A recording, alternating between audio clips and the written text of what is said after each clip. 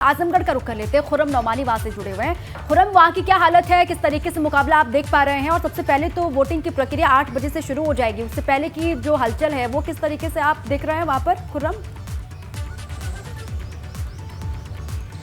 देखिए, मतदान केंद्रों पर सुरक्षा कर्मी तैनात हैं और सुरक्षा व्यवस्था पूरी तरीके से चाक चौबंद है। अभी थोड़ी देर पहले एसपी सिटी ने एसकेपी मतदान केंद्र का जायजा भी लिया है, लेकिन मतदान 8 बजे से शुरू होना है। मतदाताओं की संख्या कम है, इसलिए अभी मतदाता पोलिंग स्टेशन पर नहीं दिख रहे हैं, लेकिन ऐसा लग रहा है कि जैसे 8 बजे मतदान शुरू होगा, आसपास से मतदाता यहां आएंगे और अपने मत का प्रयोग करेंगे। अगर हम इस सीट की बात करें तो 33,140 मतदाताओं को अपने मतदान का प्रयोग करना है और इस सीट पर कुल 24 प्रत्याशी मैदान में है, लेकिन यहाँ पर मुख्य मुकाबला भारतीय जनता पार्टी के देवेंद्र सिंह और सपा के करुणाकांत मौर्य के बीच है।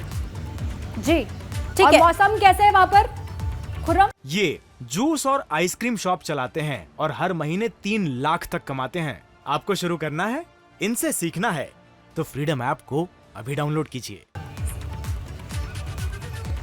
मौसम खिला हुआ, धूप निकल गई है, मौसम खिला हुआ है और ठंड तो है, लेकिन मौसम खिल गया है और अभी भी थोड़ी देर में हमें लगता है कि मतदाता यहाँ पोलिंग स्टेशन पर आना शुरू हो जाएंगे और ये 8 बजे से मतदान शुरू होगा, शाम 4 बजे तक चलेगा और ये जितने भी बैलेट बॉक्स होंगे, ये सारे बैलेट बॉक्स मतदान के बाद गोरखपुर भेज दिए जाएंगे और मतगणना गोरखपुर में ही होगी। ठीक है, वापस से लौटते हैं खुर्रम आपके पास। मोइन, प्रयागराज को लेकर एक जानकारी हमारे दर्शकों तक पहुंचाइए कि फिलहाल वहां पर सिटिंग एमएलसी किस दल के हैं और साथ ही साथ जो शिक्षक राजनीति से जुड़े हुए लोग हैं, जो एक्सपर्ट्स हैं, वो इस चुनाव को लेकर क्या कह रहे हैं?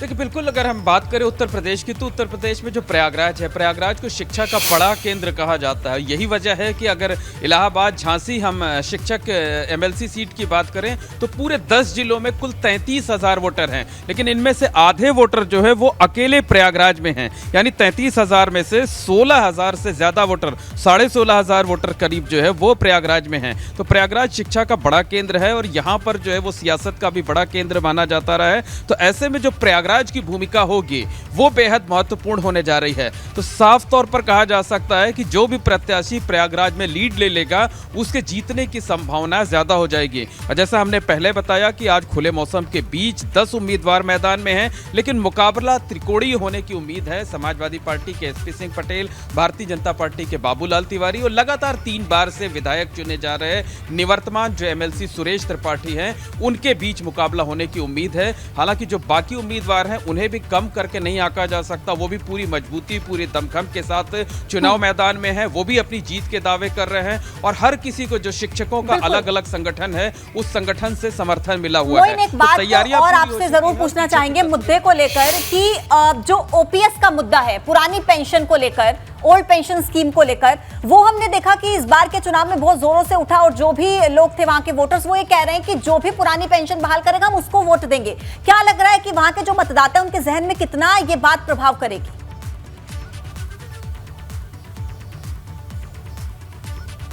देखिए, निश्चित तौर पर तमाम मुद्दे हैं। सबसे बड़ा मुद्दा एनपीएस का ही है, सबसे बड़ा मुद्दा ओल्ड पेंशन स्कीम का ही है। और एक बार फिर से तस्वीरें दिखाना चाहेंगे कि देखिए किस तरीके से जो सुरक्षा कर्मी है वो मुस्तैद हैं, लेकिन तमाम मुद्दे हैं। लेकिन इन मुद्दों पर जो है, आप बता दें कि कम मतदाता जरूर हैं, शिक्षक हैं जो समाज को राह दिखाते हैं, समाज को एजुकेट करने का काम करते हैं, लेकिन जाति और धर्म की जो सियासत है वो यहाँ भी देखने को मिल रही है। कहीं ना कहीं उसका प्रभाव भी है और जो भी उम्मीदवार हैं वो बड़े बड़े सपने वोटरों को दिखा रहे हैं कि अगर हम विधायक बने तो शिक्षकों की इन समस्याओं को हम सदन में उठाएंगे, शिक्षकों के इन मुद्दों, मामलों को हम विधानसभा में उठाएंगे, चर्चा कराएंगे। और तमाम मुद्दे हैं, चाहे वो ओल्ड पेंशन स्कीम का हो, चाहे शिक्षकों की छुट्टी का हो, चाहे बाकी चीजें मुद्दे हों, तो ये सारे के सारे मुद्दे जो हैं और इन मुद्दों पर आज जो शिक्षक हैं वो वोट डालेंगे यहाँ पर। और इनमें एक बात और बता दें कि जो मदरसा शिक्षक हैं, मदरसा शिक्षकों की भी बेहद महत्वपूर्ण भूमिका होनी जा रही है, क्योंकि इस चुनाव में मदरसों के जो टीचर हैं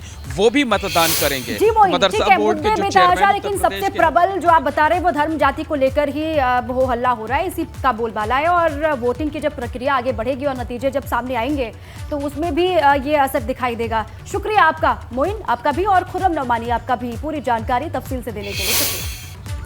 ये जूस और आइसक्रीम शॉप चलाते हैं और हर महीने 3 लाख तक कमाते हैं। आपको शुरू करना है, इनसे सीखना है तो फ्रीडम ऐप को अभी डाउनलोड कीजिए।